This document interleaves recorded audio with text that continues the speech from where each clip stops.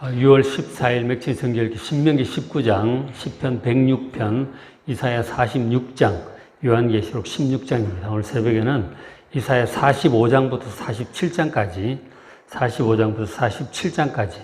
잠깐 말씀을 드리고 우리 기도하도록 하겠습니다. 45장부터 47장은 바벨론에 의해서 멸망한 이스라엘 백성들을 위해서 하나님께서 바사왕 고레스를 통해서 이스라엘을 다시 회복하시겠다고 예고하시는 말씀이에요. 자, 보시면 이사야 45장 1절에 여호와께서 그의 기름 부음을 받은 고레스에게 이같이 말씀하시되, 고레스가 바로 바벨론 그 다음 제국이었던 페르시아 바사죠. 바사 왕 고레스를 가리키고 있어요. 이건 이제 영어로는 사이러스 대왕이라고도 하고 헬라어는 키루스 대왕, 그렇게 부르는데 어쨌든 고레스 대왕이에요. 자, 그를 통해서 하나님께서 이스라엘 나라를 다시 회복시킬 거라고 지금 말씀을 하세요. 근데 고레스를 지칭하기를 그의 기름 부음을 받은 고레스, 하나님의 기름 부음을 받아서 세운 이스라엘의 구원자로 세웠다는 이런 뜻이죠. 하나님의 택함 받은 기름 부음, 왕에게 이제 기름 붓는 거니까 하나님이 택하신 사람이다 이런 뜻이에요. 자, 그를 통해서 어떻게 하시느냐면 내가 그의 오른손을 붙들고 고레스 왕의 손을 붙들고 그 앞에 열국을 항복하게 할 것이다. 당시 여러 막강한 나라들이 있었고 특히 그 시대에 아수르가 막강했거든요. 그 나라도 무너뜨리고 주변에 있는 모든 나라들을 이 고레스 대왕이 항복하게 할 것이다. 그래서 그를 통해서 이스라엘이 나라를 회복하고 성전을 다시 지을 수 있도록 내가 고레스를 사용하겠다. 그렇게 말씀하시는 거예요. 그러니까 지금 한참 전인데 이 바사왕 고레스의 이름을 직접 이제 한 100여 년 전에 이미 말씀을 하신 거예요. 이 고레스 왕에 대해서. 그래서 4절에 내가 나의 종, 내가 택한 자 이스라엘을 위해서, 이스라엘 백성들을 위해서 너의 이름, 고레스 너의 이름을 불러 너는 나를 알지 못하였을지라도 네게 칭호를 주었다고 말씀하시는 거죠. 이 보면은 고레스는 사실 하나님을 몰라요. 하나님 섬기는 사람이 아니에요. 이방 민족의 왕일 뿐이죠. 그러나 역사를 주관하고 다스리신 하나님께서 이스라엘 백성의 회복을 위해서 고레스라는 사람을 세워서 쓰시겠다고 지금 예고하고 계신 것이죠.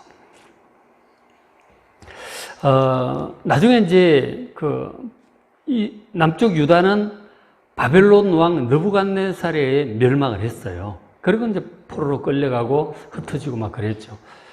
그러다가 이제 한 150년 정도 더 지나서, 150년이 아니구나. 어쨌든 세월이 상당히 70년 후에 이제 다시 돌아오게 되죠. 포로 생활 70년 후에 돌아오게 되는데, 그때, 등장해서 일하는 사람이 바사왕 고레스인 것입니다. 고레스 왕은 그 세계사 속에서도 상당히 존경을 받는 인물이에요. 대왕이라고 하는 호칭을 처음으로 붙여주는 인물이 이 고레스 대왕입니다. 그러니까 그 앞에 아수르 제국이나 왕들 같은 경우는 그 앞에 고바벨로니아는 이런 왕들 같은 경우는 정복하면 잔인하게 타나버렸어요. 다시는 반역을 일으키지 못하도록 엄청나게 잔인하게 죽이고 그랬거든요. 보통 정복자들은 피정복민들 다 빼앗고 죽이고 압제하고 그렇게 해요. 그런데 이 고레스 대왕은 달랐어요. 이전에 어떤 왕들과도 달리 정복한 나라들을 존중을, 인권도 존중하고 각각 민족의 문화와 종교도 존중을 했어요. 그래서 그 고레스 대왕이 그 평정을 한 다음에 중동 지역을 다 통일을 한 다음에 각 민족들이 각 신전을 짓고 그리고 문화와 그 종교를 지키며 살 수 있도록 허락을 한 거죠. 그러니까 각 민족의 문화를 존중을 한 거예요. 그런 차원에서 이제 이스라엘도, 유다 백성들도 돌아가서 너희 신전을 세우고 우리 페르시아 이 제국을 위해서 기도해달라 이렇게 된 거죠. 아주 참 좋은 왕이었죠. 압제하지 않고 각 민족을 존중하는 좋은 왕이었어요. 그리고 이제 성경학자들 짐작으로는 당시 고레스 대왕이 이제 통일을 했을 때 다니엘 선지자가 고령의 다니엘 선지자가 살아 있었을 것으로 보고 어떤 영향을 받았을 것으로 보기도 해요. 그래서 어쨌든 고레스 왕의 칙령을 선포해 가지고 이스라엘 백성들이 이제 그 물질적인 지원도 받으면서 포로들이 돌아와 가지고 성전을 재건할 수 있게 되었죠. 그 일을 할 수 있도록 해준 사람이 바로 이 고레스인데 남유다가 멸망하고도 한참 70년 후고 그 이사야로 치면은 200년 거의 후가 되는 거죠. 그죠? 그렇게 오래 후에 있을 일을 하나님께서 이렇게 예언을 하셨던 것이죠. 어쨌든 하나님께서는 우리 하나님의 백성들을 위해서 세상의 권력자와 힘 있는 자들을 다 적절히 사용을 하세요. 그런 것들을 통해서 우리를 구원하시고 은혜를 베푸심을 믿으시길 바랍니다. 우리가 지금 이제 우리나라 주변에 뭐 중국, 뭐 미국, 뭐 북한, 뭐 복잡하잖아요. 일본. 그런 속에서 때때로 불안할 때가 있는데 하나님께서 그 모든 왕들을, 대통령들을, 총리들을 붙들고 계심을 믿으시길 바랍니다. 물론 이 우크라이나 전쟁도 있고 세계 일들이 복잡하게 진행이 되고 있지만 세계 역사를 주관하시고 하나님의 선하신 뜻을 따라 하나님의 백성들을 위해서 잘 다스리시고 이끌어 가실 것을 믿으시고 너무 걱정하지 마시길 바랍니다. 우리는 기도하는 거예요. 그렇죠? 너무 걱정 마시고 기도하시면 됩니다. 이런 역사를 주관하시는 하나님이시다. 그래서 45장 14절에 여호와께서 이같이 말씀하시되 나라 고레스 이후에 회복된 이유를 얘기하시는 거죠. 자, 애굽의 소득, 그 다음 구스는 애굽 밑에 있는 이디오피아입니다. 이디오피아가 무역한 것, 그러니까 이방 나라들에게 부유한 물질들이죠. 그리고 서바의 장대한 남자들, 사람들이죠. 이런 사람들이 너를, 이스라엘을 따를 거라고 하는 거죠. 지금 이스라엘은 멸망해가지고 막 나라도 못 세우고 아주 약해요. 그런데도 나라가 회복될 것이고 저런 세계 열국의 물질과 사람들이 몰려올 거다. 그런 얘기를 하는 거죠. 너에게 굴복하고 이스라엘에 굴복하고 그리고 이스라엘 백성을 간구할 것이다. 하나님이 과연 네게 계시고 그 외에는 다른 하나님이 없다. 그 이스라엘 백성들이 섬기는 여호와 하나님이 진짜 하나님이고 다른 하나님이 좀 엉터리다. 그걸 인정하면서 그 하나님의 은혜를 사모하여 이스라엘 앞으로 모여들 것이라는 거예요. 세계 각지의 물질과 사람들이 하나님의 백성들 앞으로 모여들 것이다. 그 말씀을 하는 거죠. 그리고 17절에 이스라엘은 여호와께 구원을 받아 영원한 구원을 얻을 것이다. 그리고 나라도 회복되고 각 나라들의 물질과 사람들도 모여들고 이스라엘 하나님의 택하신 백성들은 하나님의 구원을 받을 것이고 그 구원은 영원한 구원이다. 이런 회복을 고레스를 통해서 이루어지는 것처럼 이렇게 말씀을 하신 것이죠. 그런데 이제 실제로 이제 나중에 역사 진행된 걸 보면 고레스 왕에 의해서 이스라엘 백성들 포로가 예루살렘으로 돌아갔고 성전도 재건을 했어요. 그러나 고레스 왕을 통해서 이스라엘 백성이 돌아왔다고 해서 이방인들이 대거 하나님을 믿는다든지 그들의 물질을 하나님께로 가지고 나오지 않았죠. 그 하나님을 대거 믿게 되지도 않았어요. 그렇잖아요. 그 일은 결국 언제 이루어졌느냐? 그 이후에 세월이 더 흘러서 메시아가 오신 다음에 이 메시아를 통해서 예수 복음이 온 세계에 전파되기 시작했잖아요. 그러면서 온 세계에 있는 이방인들이 열국이 이제 이스라엘의 하나님이 참 하나님이라고 믿게 된 거죠. 그렇죠. 로마 제국에 있던 여러 나라들, 여러 열국의 나라들이, 그리고 이라크, 그 중동 쪽에 있는 나라들도 마찬가지고 복음을 받아들이고 하나님을 믿게 된 거죠. 이집트도 마찬가지고. 예수를 믿고 이스라엘 하나님이 참 하나님이라고 다들 고백하게 된 거죠. 그리고 사도 바울이 보면은 그 이스라엘이 그 물질이 감옥 때 어려움 당했을 때 모금을 해가지고 예루살렘에 있는 성도들을 돕기도 하고 그런 것들도 이제 우리가 볼 수가 있죠. 결국은 오늘 14절에 17절 전 내용은 메시아이신 예수 그리스도가 오셔서 이루어질 일들이죠. 그렇죠? 그래서 예언이라고 하는 게 제가 종종 말씀을 드렸지만 가까운 예언, 중간 예언, 먼 예언 이게 다 막 섞여서 나와요. 그래서 우리가 선지서를 볼 때 그것을 구분을 잘해야 된다. 70년 후에 이루어질 나라 회복 그리고 한 400년 후에 이루어질 메시아의 초림, 그리고 예수님이 재림을 통해서 이루어질 구원의 완성, 새하늘과 새 땅, 이런 게 막 섞여서 나와요. 이 연설을 볼 때는 이것을 잘 구분해서 보시길 바랍니다. 그런 말씀을 하신 거죠. 그리고 이제 계속해서 그렇게 말씀하시죠. 이사야 45장 22절에 땅의 모든 끝이여 내게로 돌이켜 구원을 받으라. 그 열국에서 더 나아가야죠. 이번에는 땅의 모든 끝이에요. 온 지구상에. 근데 저 땅끝까지 있는 사람들이 하나님께로 돌아와 구원을 받으라고 선포를 하고 있는 것이죠. 복음을 통해서 결국 이런 복음이 전 세계 끝까지 전파되었고 온 세계 각지의 사람들이 지금 예수를 믿고 있죠. 그죠? 이런 일들이 예수님을 통해서 이루어진 것입니다. 나는 하나님이라 다른 이가 없느니라. 여호와 하나님 외엔 다른 하나님은 없어요. 다른 것들은 전부 엉터리예요. 우상이에요. 그러게요. 23절에 내가 나를 두고 맹세하기를 내 입에서 공의로운 말이 나갔은즉 돌아오지 않을 것이다.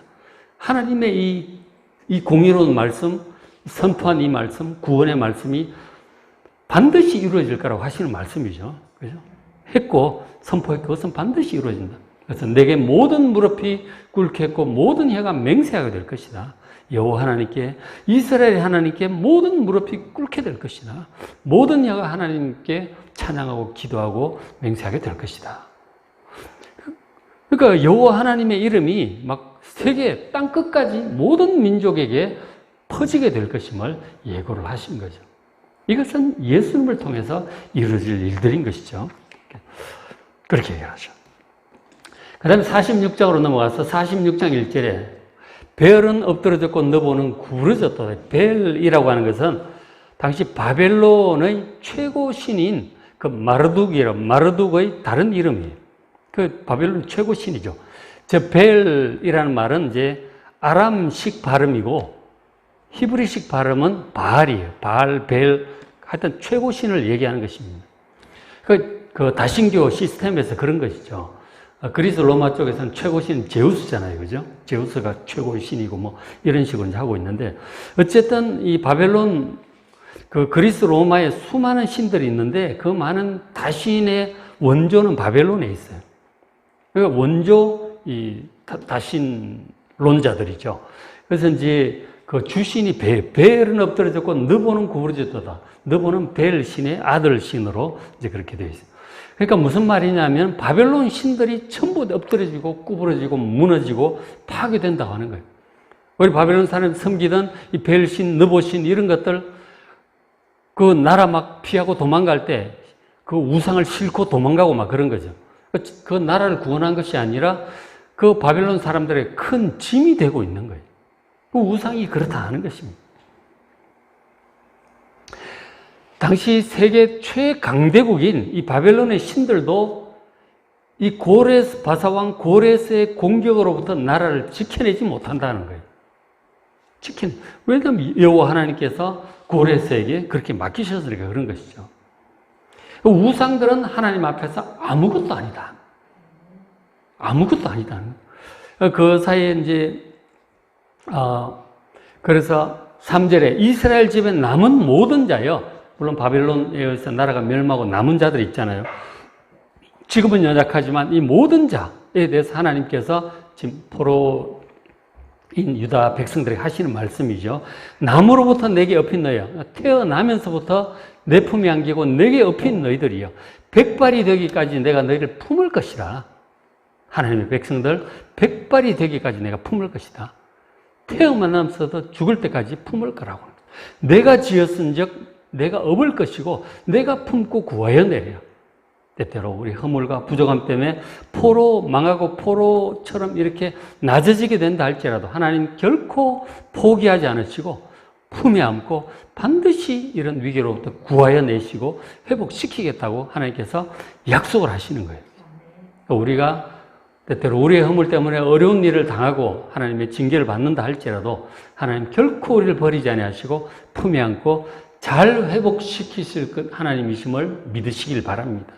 그 믿음을 가지고 기도를 하는 거예요. 그래서 5절에 너희가 나를 누구에게 비기며 누구와 짝하면 누구와 비교하여 서로 같다 하겠느냐.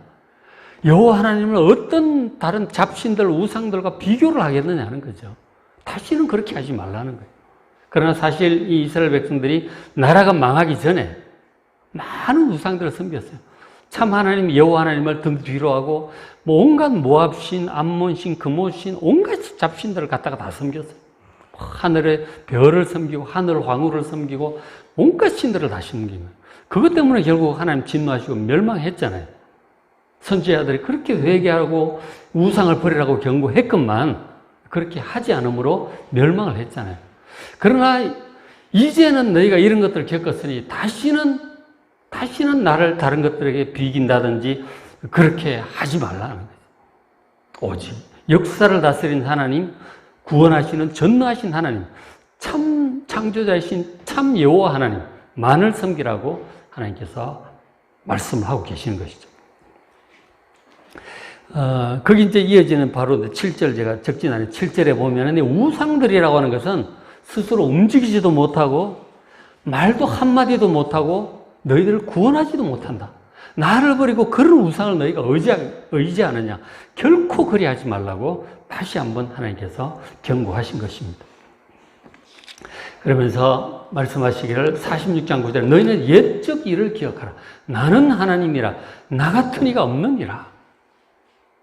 옛적 일을 기억하라고 하는 것은 과거에 이스라엘 백성들에게 역사하시고 구원하셨던 그 하나님을 기억하라고 하는 거예요.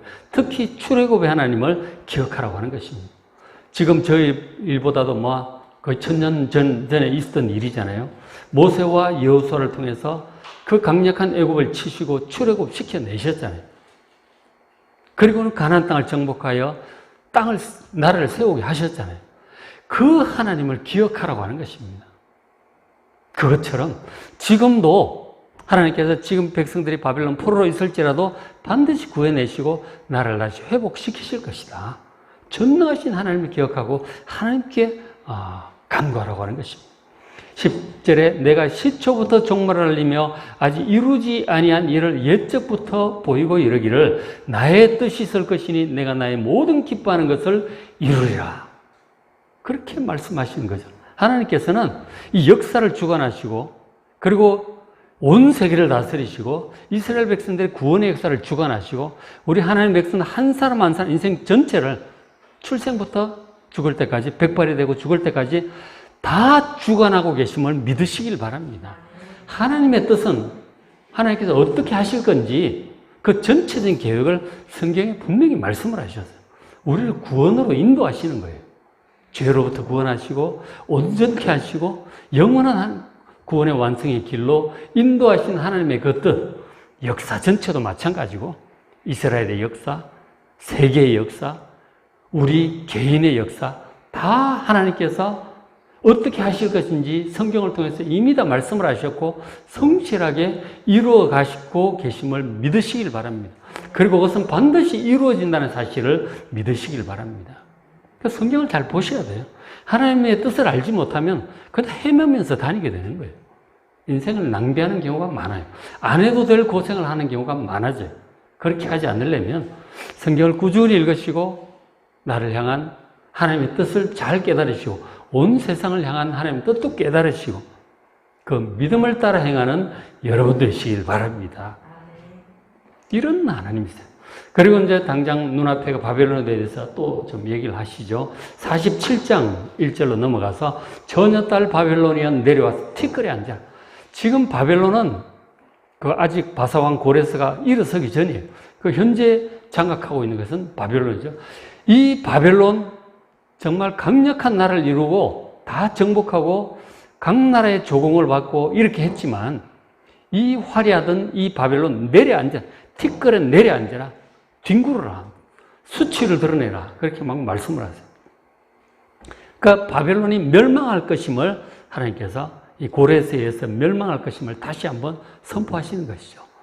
이스라엘 백성은 바벨론의 포로로 지금 현재 되어 있지만 그러나 결국 이 바벨론이 무너질 것이다. 너희들을 현재 압제하고 있는 이 바벨론을 두려워하지 말라. 하나님의 능력으로 무너질 것이고 해방될 것이고 가서 나라를 세우게 될 거다. 그 말씀을 하는 거죠. 6절에 전에 내가 내 백성에게 노하여 북이스라엘과 남유다 백성들에게 노해서 하나님께서 이스라엘 백성들을 너희 손에 넘겨주셨다.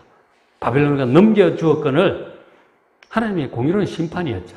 네가 그들을 긍휼히 여기지 아니하고 이 바벨론이 유다 백성들을 불쌍히 여기지 않았어요. 그리고 막 잔인하게 막 했죠. 그러면서 이 바벨론도 마찬가지 하나님께서 이제 이렇게 맡기신 일인데 전혀 알지 못하고 교만하게 그렇게 했던 것이죠. 그리고 지나치게 했던 거예요. 7절에 말하기를 바벨론이 스스로 하는 말이죠. 내가 영영이 여주인이 되리라. 온 세상의 주인이 될 것이다. 자기의 능력을 이제 과신하고 있는 것이죠. 그러나 역사를 다신 하나님께서 바벨론의 죄악을 심판하심으로 인해서 11절 재앙이 너에게 임할 것이다. 강력하다고 자랑하고 있는 너에게도 재앙이 임하여 네가 결국 무너진다. 그러나 네가 그 근원을 알지 못할 것이다. 왜 갑자기 바벨론이 이렇게 약해지고 망하게 되는지 이해가 안 갈 거라고 하는 거죠. 결국 하나님께로부터 역사를 다스리시는 하나님으로 인해서 일이 이루어지니까 그렇게 되는 것이죠. 이 얘기를 하나님께서 하나님의 백성들에게 미리 얘기를 하시는 거죠. 포로로 연약한 백성들을 향해서 미리 말씀을 하시는 것이죠. 그래서 우리가 오늘 이 부분 말씀들을 볼 때 온 세상을 다스리심으로 하나님의 백성들의 죄악과 이방 민족들의 죄악을 공의롭게 심판을 하세요. 하나님 백성들도 마찬가지고 죄가 있으면 환난을 당하는 것이죠. 그러나 하나님의 백성들은 결코 버리지 아니하고 택하신 백성들은 태어나면서부터 백발이 되고 죽을 때까지 하나님께서 품으신다고 그러잖아요. 우리의 허물 때문에 잠시 그렇게 되었을지라도 반드시 다시 회복시킨다. 남은 자를 향한 구원의 약속을 말씀을 하셔요. 그래서 우리가 기억을 할 것은 온 세상을 공의롭게 다스리시는 하나님을 경외하는 마음으로 우상을 하나님과 비교한다든지 하나님보다 다른 것들을 더 믿고 따르는 일을 결코 하지 마시길 바랍니다. 그러면 평안할지라도 또 환란이 또 와요. 여러분 우상 절대로 붙들지 마시고 하나님과 우상 사이에 뭐 비교를 한다든지 어디에 가서 기도하는 게 더 영험할까 뭐 그런 얘기 절대로 하지 마시기 바랍니다. 하나님 진노하세요. 그렇게 하지 마시고. 그리고 이제 우리가 때때로 우리의 부족함으로 환란 중에 있다 할지라도 하나님께서 택하신 백성들을 향한 그 약속 신실하게 지키시는 자비로우신 분임을 믿으시고 우리를 구원하시고 온전케 하는 분임을 믿으시길 바랍니다. 하나님께 간절히 기도하는 이 시간 되시길 바랍니다. 자, 오늘 맥천성경 신명기 19장, 시편 106편, 이사야 46장, 요한계시록 16장 말씀 잘 읽으시고 은혜 많이 받으시기 바랍니다.